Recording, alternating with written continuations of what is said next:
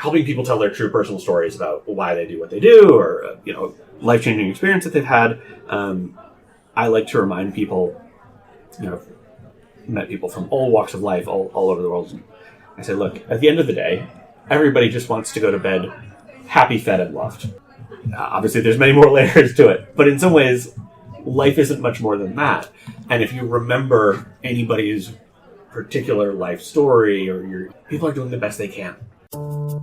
Welcome to When You Grow Up, the podcast for conversations between students with goals and the people who have already achieved them. Brought to you by Hopkins Connect at Johns Hopkins University.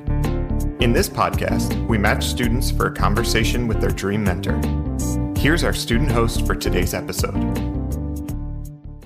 My name is Neil Bardhan, pronouns are he, him. I am class of 2004, and I studied cognitive science. These days, I'm a full-time arts nonprofit administrator. My name is Chinat. I'm currently a senior here at Johns Hopkins University. My pronouns are he and him. I'm expected to graduate in 2023, and my major is computer science.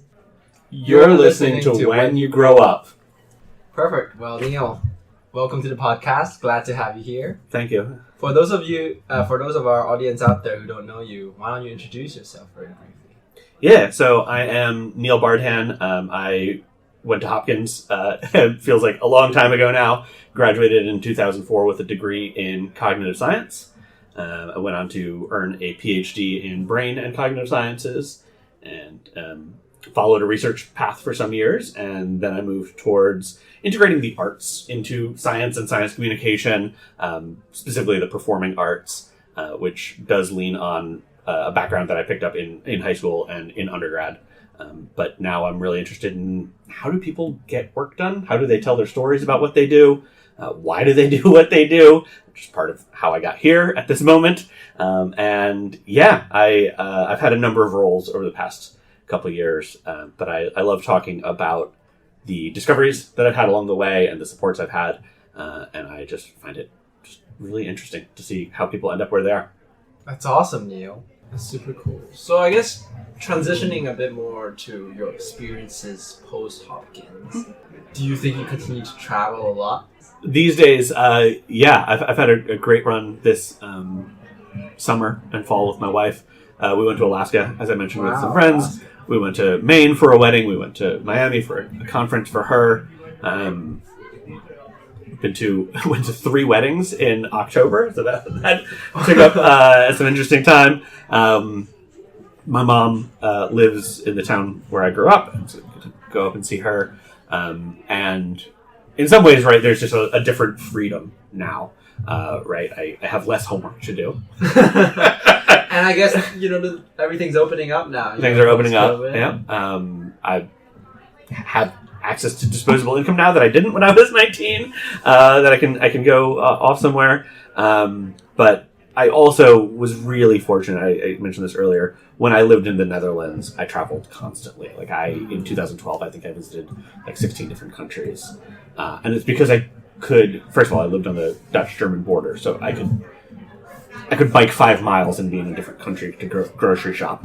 But I could also pay €30 and be on a plane to Portugal for the weekend, and then I was back by Monday at 9 for work. The scale of things there is just different. But I needed that as an outlet for kind of exploring myself and seeing where did I want to end up, where did I want to be comfortable, what did it take for that, and what made all those countries so different than being in the northeastern U.S.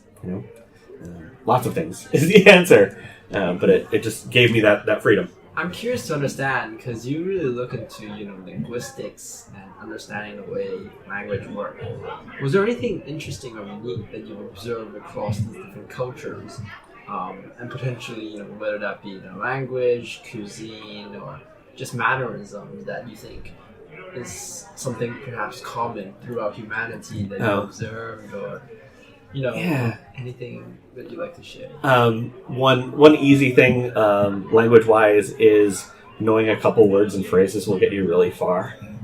I spent about 4 days in the Republic of Georgia, visiting some American friends, and Georgian is a language most Americans don't know. It uses a script that is unique to Georgian, effectively, and I don't read Georgian, but I studied up, on basic thank you, please, a couple numbers, and I think I showed up there with a capability beyond what many American tourists would have. Oh, wow. And could I do a lot of transactions there? Absolutely not. But could I order myself lunch? Yes. And that was very important to me. That's awesome. And, people ask me, like, oh, how's your Dutch? How's your German?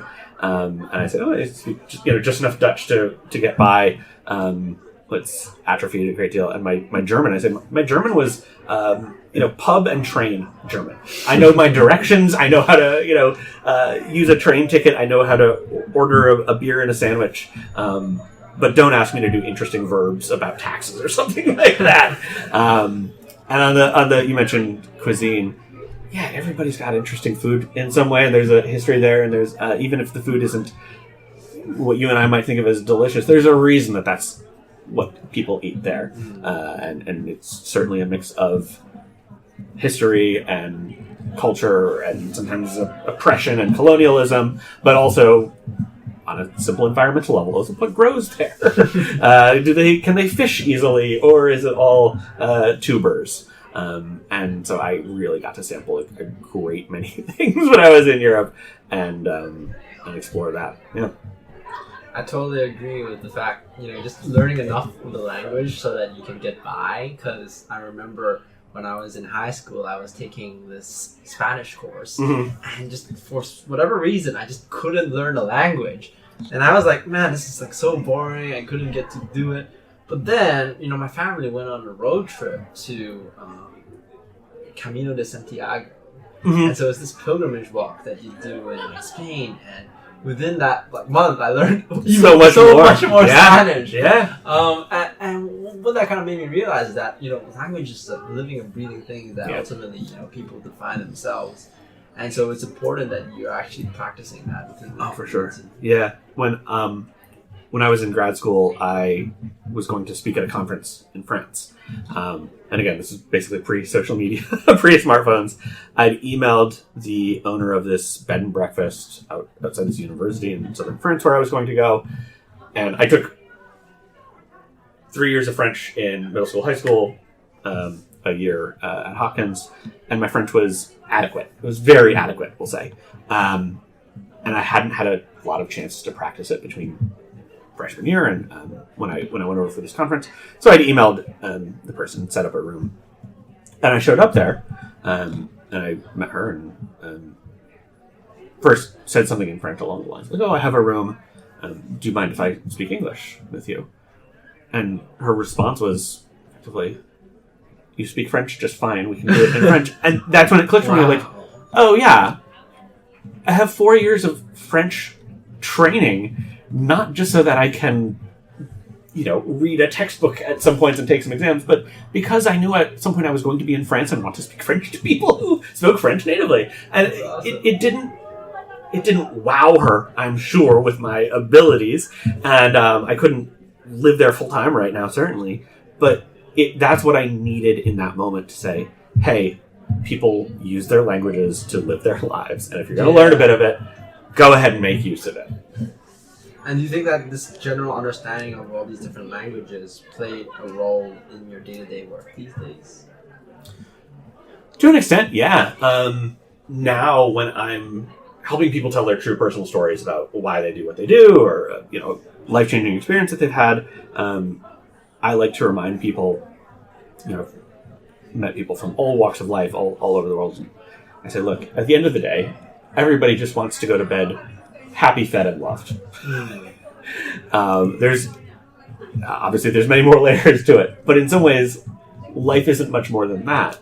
And if you remember anybody's particular life story, or you're trying to process, oh, why did you do that? Why did you make the choices? People are doing the best they can, right? Some people grow up in very unfortunate circumstances, and they just do what they can. It's not because they're trying to be evil. It's not because they're trying to do some long-term strategy on how to take over the world. they're doing the best they can. They're just trying to go to bed happy, fed, and loved, and that's what comes home for me a lot of the time. Happy, fed, and loved. Pretty good, right? Nice phrase. So is there like a framework that you use when you help people structure and shape their stories? Yes and no. In some ways, it's a Joseph Campbell's like hero's journey. In other ways, it's abstracting away from the thousands of stories that I've heard told on stages and in various other settings and podcasts over the years. I like to remind people that like we're all storytellers already, even if you are taking the stage for the very first time and you've never been in front of a microphone before. You've told a story. You may not have thought of it as that, but that's what we do, and that's what I come back to a lot of the time is feeling apprehensive. All right, pretend I'm a friend of yours over coffee. What happened that day? Go for it. It's not going to be necessarily the most stage-ready, polished version, but the core of it, you're going to probably tell me in a pretty linear fashion. Yeah. And if you don't, all right, well, why did you deviate? Why did you have to go rewind halfway through to explain who Marsha was? Or why did you start to tell me the ending too soon? All right, work from there. So, having worked with so many people, what do you think are the main things that are holding people back from telling effective stories? A lack of confidence and a lack of platform, basically. A lot of people think, "Oh, I'm not a good storyteller," because they don't see themselves as that. But again, I'm saying everybody is one. That's what humans do. And then by lack of platform, I mean sometimes people don't know who wants to hear their story. Sometimes they think that everybody knows their story already, or it's everybody has the same story. Well, maybe everybody in your subfield of your subprofession has that basic story, but I don't work there. You tell me how you got to do what you do. And so reminding people that 7 billion people out there, a lot of them don't know your story or have no concept of what it might be like. Just try it. And if the storyteller is somebody who's trying to figure out the meaning of it, okay, we can work on that. Or we say sometimes, look, you don't know why you went through this yet because it happened a month ago. Process that. We'll talk about it later on. But you know your story up until that point. How did you get to that? And what does it mean that you ended up in this situation at all, let alone with the outcome? Does that make sense? People know their lives. I thought about this preparing for this interview. Generously sent me the questions beforehand, and I looked it over and I thought, I could write this out, but I don't think I need to study it because I know my story. I know who matters to me, and I know, maybe some of it's fuzzy in details now because it's old, but I know the broad strokes of what got me where, and I think most people do. I think most people remember or can reconstruct it with a bit of encouragement. And so when you help these different clients,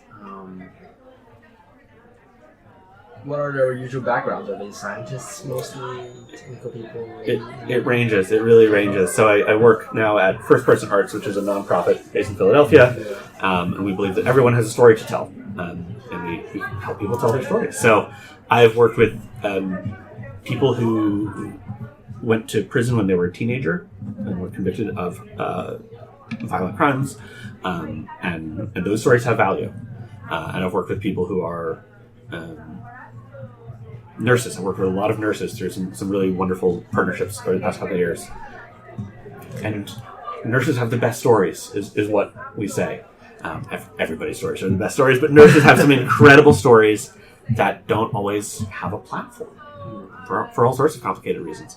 And at the core of every conversation, every time I meet somebody, what I'm reminding myself is I personally love hearing other people's stories, and if I do, other people probably do as well. And I know my own story very well, but I don't know all these other stories very well yet. And if somebody is kind of in my inbox or on my phone, there's a reason for that. And maybe it's a very clear transactional reason, maybe it's a deeper, more spiritual one, but okay, how did you come to be talking to me today? Is this about a challenge that you face in your personal life that influenced your professional life? Is this about a professional experience you had that now you're trying to bring as a teaching moment to your colleagues? Let's explore whatever this is. And it's fun, right? Like I think you get this a bit yourself. You can see that you're in that. Other people are really interesting. I totally right. And you and I have literally walked the same paths, footwise, and yet I did some of this at a very different time, and so we're able to connect on that level and say, all right, we've both been literally here before on this campus, but have had such a different experience because of our families and who we are and what's available to us, and that becomes true on like this local campus level, but also this global level as well. To the extent that you can share, given that you've heard so many stories at the first person aunts, is there a compelling story that really stands out to you that you don't mind sharing with us? Yeah, this is a story I come back to all the time. The storyteller is a guy named Dan Carnivale. He lives in Pittsburgh. And I met Dan through the Pennsylvania Innocence Project, which helps exonerate people who are factually innocent of the crime that they've been convicted. And I met Dan by phone in summer 2020, preparing for a speaking engagement that he had. And Dan's story is, in short, he was convicted of a crime in 2006. He was convicted of a triple homicide and arson in Pittsburgh, where he had lived once upon a time. He went to prison, and the whole time he maintained his innocence. He said, I didn't do this, did not do this. But they'd taken him to trial, they convicted him, they claimed evidence. Dan didn't do the crime. There was, in fact, no crime. It was an accidental fire that killed people, unfortunately. But the system, this is my own interjection here, the system needed to pin the blame on somebody, and they were able to kind of cook up some ways to point the fingers at this guy Dan. But this whole time he's saying, this wasn't me. And he fought and he fought and he fought, and he went through all sorts of different avenues that he could. And he got connected to the people at Pennsylvania Innocence Project who took on his case. And they said, yeah, we're going to work on this for you. Let's figure out what's available to us. And I should add in here, from my understanding, there's Innocence Projects all across the country. Many of them have connections to particular law schools and are working at the state level. There's a tremendous number of people in prison who should not be incarcerated because they did not do the crime. Or because, any number of other reasons. But Innocence Project particularly focuses on people who are, they say, factually innocent. This person did not do this. We can show that this was the case.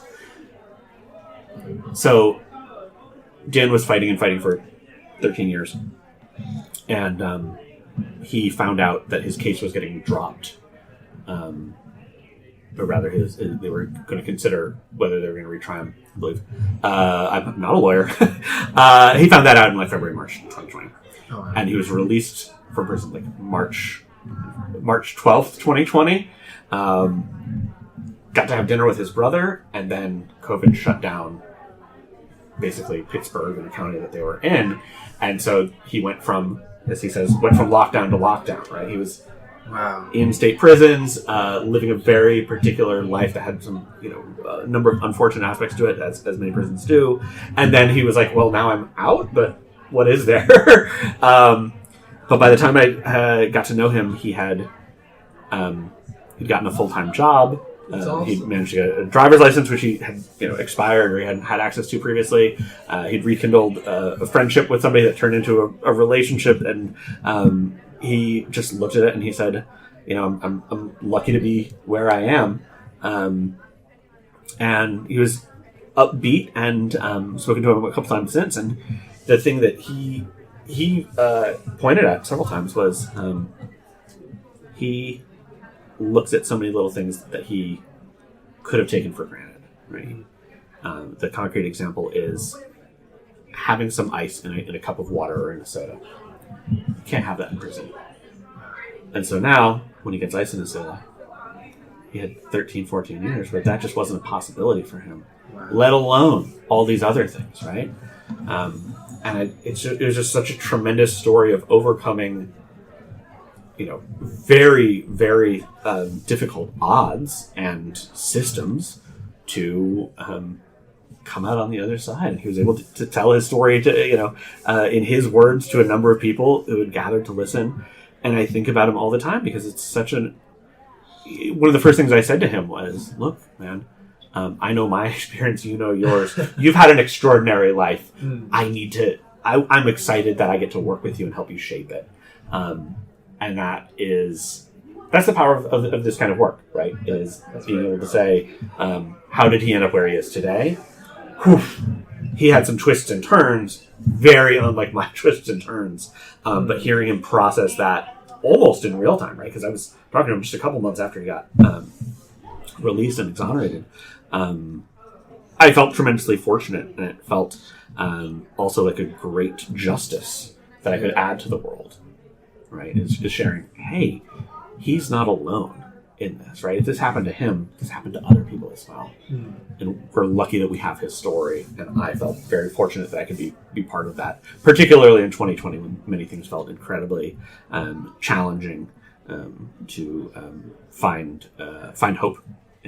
What I find really inspiring about that story specifically is how Dan continues to have such an optimistic outlook, given the injustices that he has personally experienced. Yeah, I was listening to a story he told the other day where he opens with, "My dream is to open a pizza shop."